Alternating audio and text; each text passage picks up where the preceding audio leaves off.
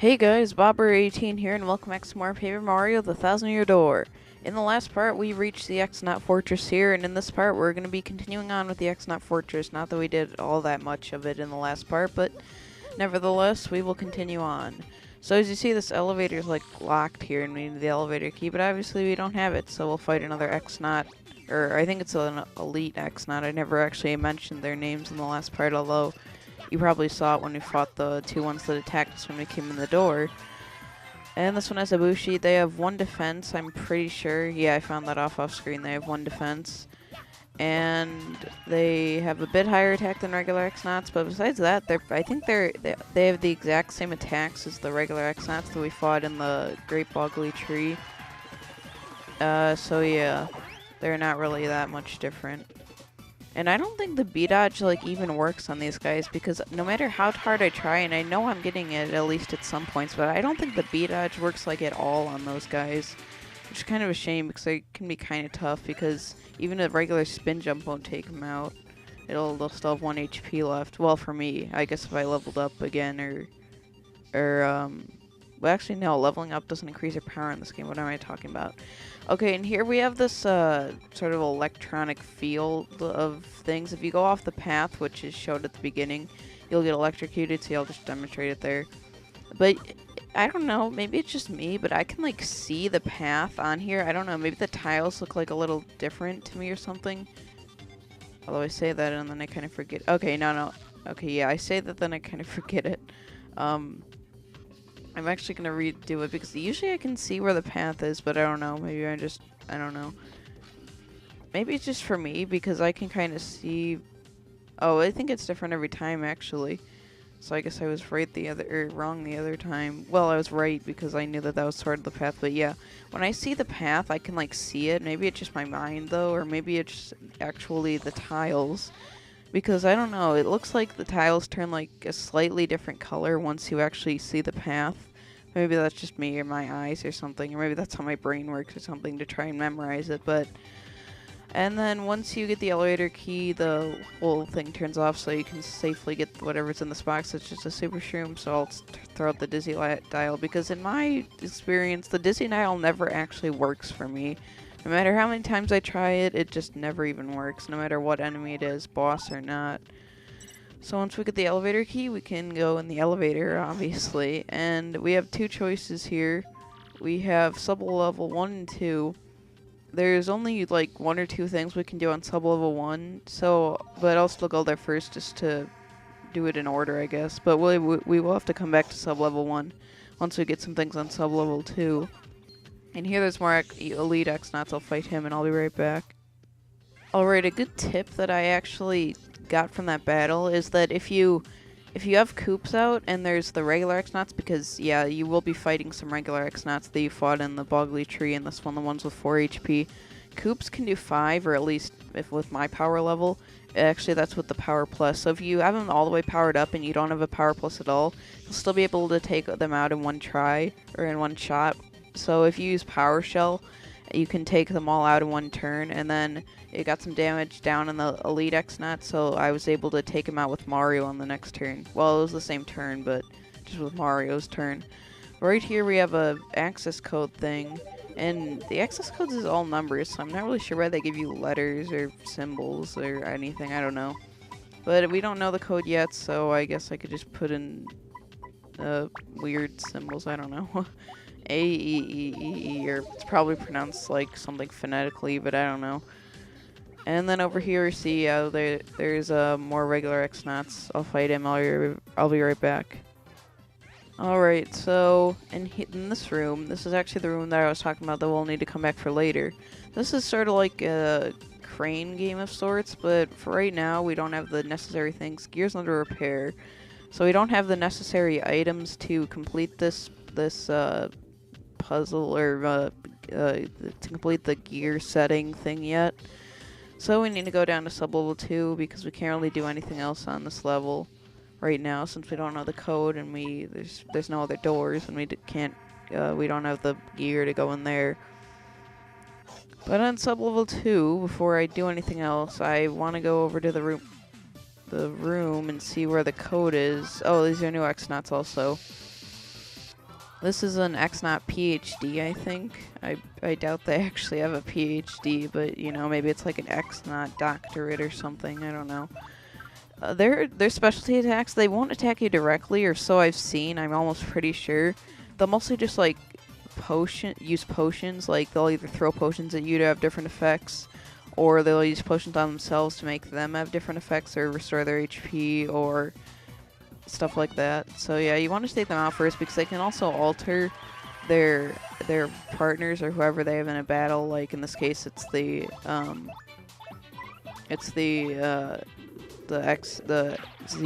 Yucks. They can alter their stats as well. So you want to make sure you take the X-Nauts, the PhDs out, because they can have some pretty harmful effects if you let them out for too long. Like they can increase their allies' defense. The enemy's allies' defense pretty high if you let them. So you want to make sure they don't do that. And I don't know why this doesn't count as a ground enemy. I mean, obviously Coops can probably attack it. I'll just use Vivian, I guess, then. Vivian, Bobbery, and Coops, those are probably, like, the best party members to have out, I guess. Depending on who you're fighting. If it's not a ground enemy, then it's probably going to be Vivian. If it is a ground enemy, then probably Bobbery. But if you need to take out a lot of enemies at once and don't have a lot of FP, and they don't have that much HP, then you could probably use Coops' Power Shell. Or his move that we got from leveling him up all the way. I think it's called Shell Slam. It attacks every enemy on the ground with like a fiery burst or something, I don't know. I don't think I've ever used that before, but I've seen it being used before in a video. But where did he go? Oh, he was way over here, yeah. He attacked me. So in this room, I guess we could just explore the different rooms. We have... Oh, that's the gear up there, by the way, that we need for the crane machine. But in here we have, what is this? It looks like a teleporter of sorts. Where are we going? None will know for, like, the next second or two. We're somewhere. Although that door looks familiar. Where are we? I don't know. But if you push the button, you can go back. But I wonder where we are. Oh, we're down here by Rogueport. We're underneath Rogueport. The X-Nauts used that thing to come here from the moon. Yeah, I would think you would have known that. You know, you being a Shadow Siren and being, like, in conjunction with the X-Nauts. But I guess not. So if you need to come back here to do anything, because obviously we can't go back the way we came because we came by cannon, then you can go there, and I'm pretty sure that's the only way to get back.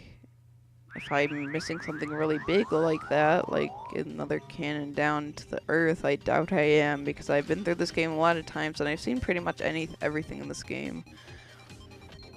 So I don't think there is.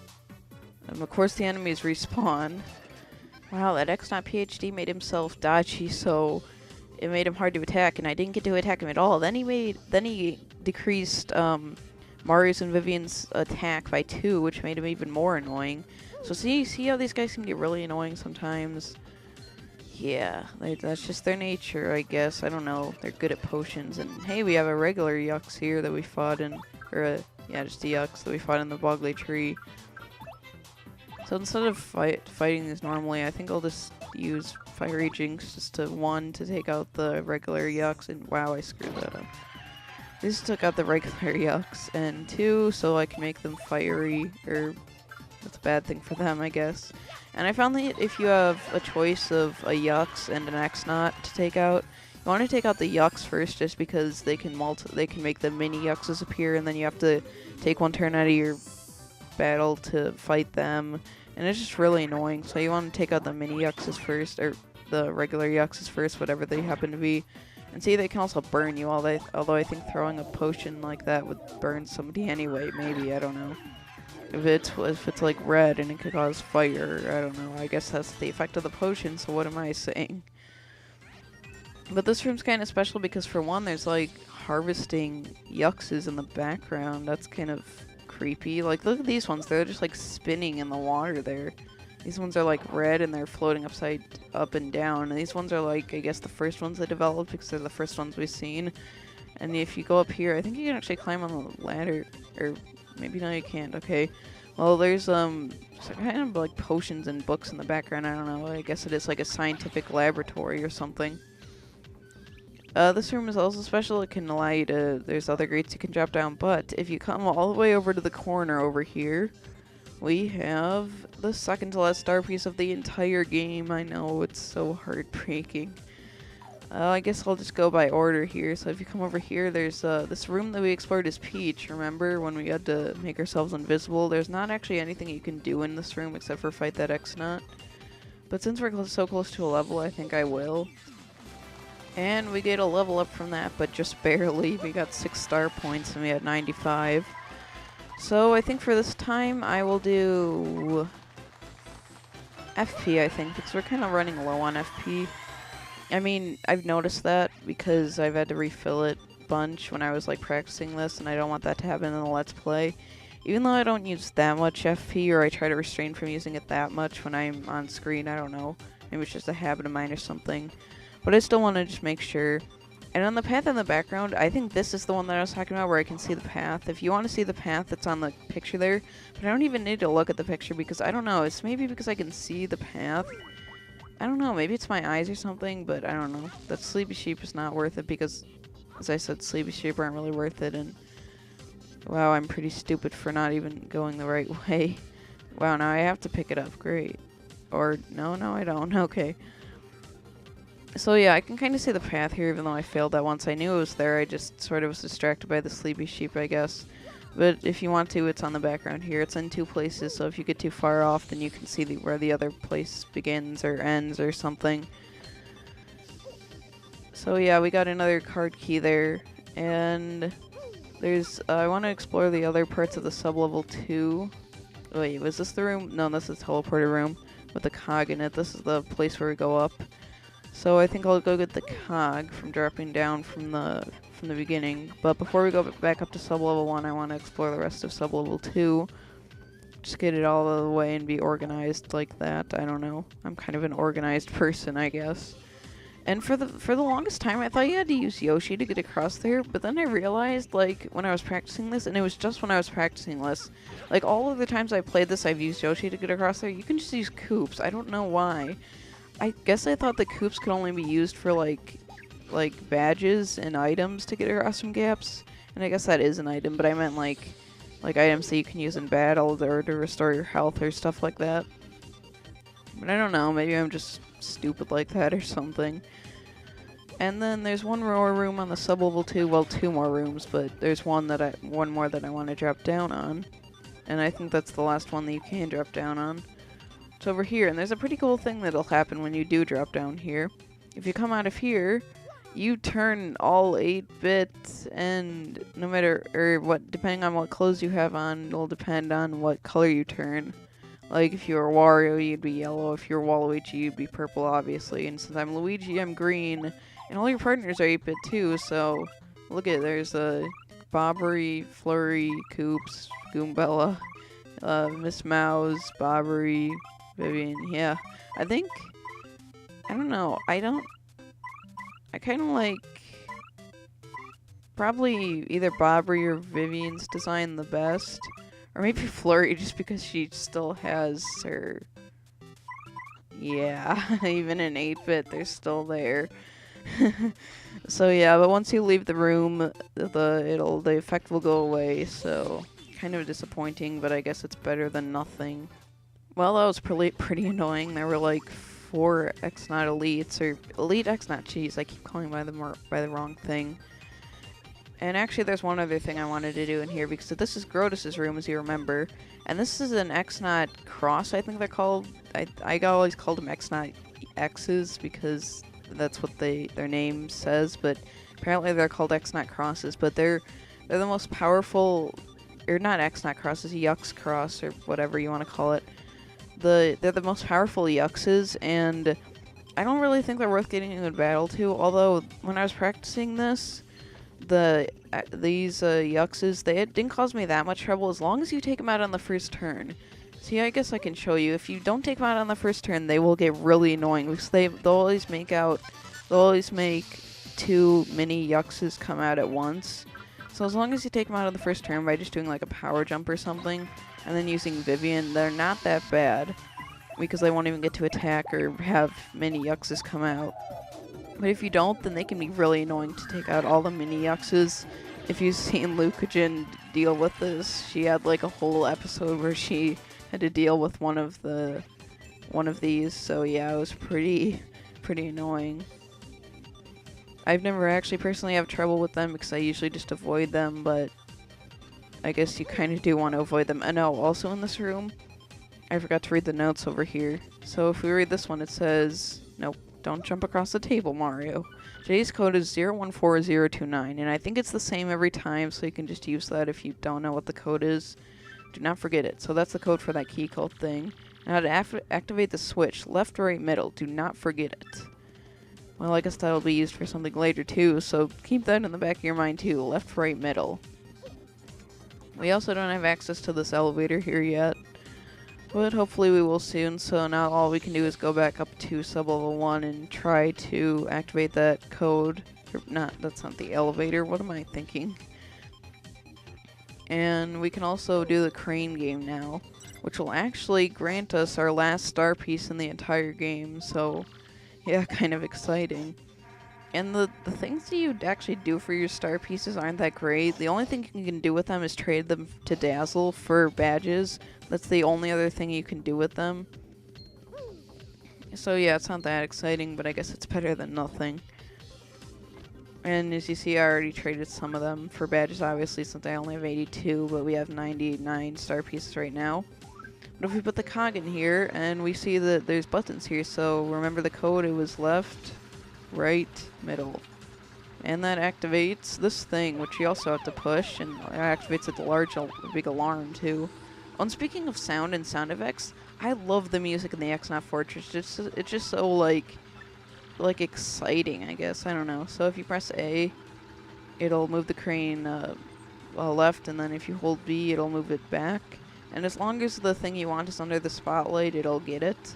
So we want to get 3 things. I'm not going to worry about the coins at all because they're really not worth it.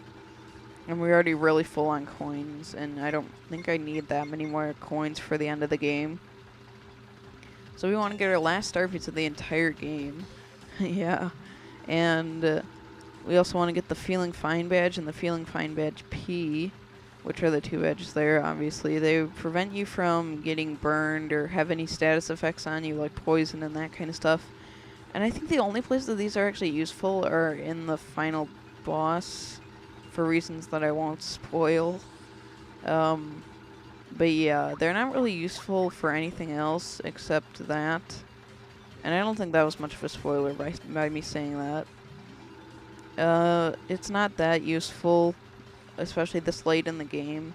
I think you might be able to buy these from the badge shop if you get lucky and they have them in there. But besides that, I don't even think they're useful earlier in the game too. And wow, that crane is really glitching through the wall there. I bet there's not even a wall there. It's probably just like rendered picture, or like it's probably just rendered to show. I bet there's not actually a solid wall there because you can't actually get up there. If you could, I would just go up there and grab all this stuff by myself, but yeah. So now we can enter that code, and I think... Yes, okay, what I was going to say is that now that we can enter the code, and I think in there, if it's the thing I'm thinking of, I think we'll save it for the next part, just because it can be kind of long.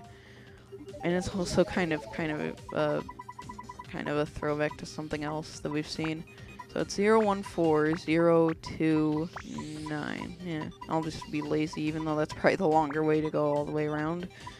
So like I said, I don't know why they give you a letter pad, but anyway, in the next part of Paper Mario: 1,000 Year Door, we'll be going through this door and seeing what's in there. Hopefully it'll grant us something to get us the elevator key. I hope you guys enjoyed, and I will see you then. And I almost got hit by that X-Naut.